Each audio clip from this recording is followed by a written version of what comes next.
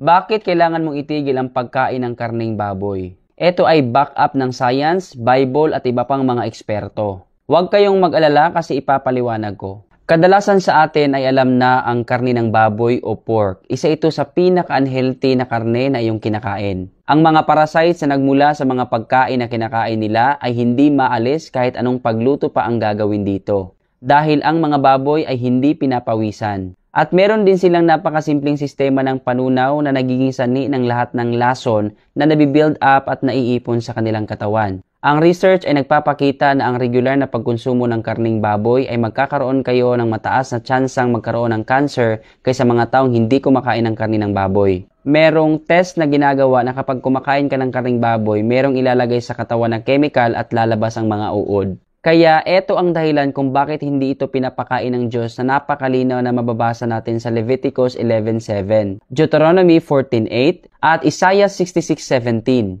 Ito lang ang tanong sa Bible na masasagot ngayon. Bakit ba sumanib ang maruming espiritu sa baboy? Samantalang marami naman ang hayop na meron doon, tulad ng karnero, baka at kambing. Ang sagot, kasi ang maruming espiritu ay sasanib sa maruming hayop. At sa Old Testament pa lang ay diniklara ng Diyos na marumi ang baboy. Hindi po totoo na nilinis na ang baboy. Wala po tayong mababasa ng word for word. Kasi kung nalinis na, ibig sabihin nagkamali ang Diyos.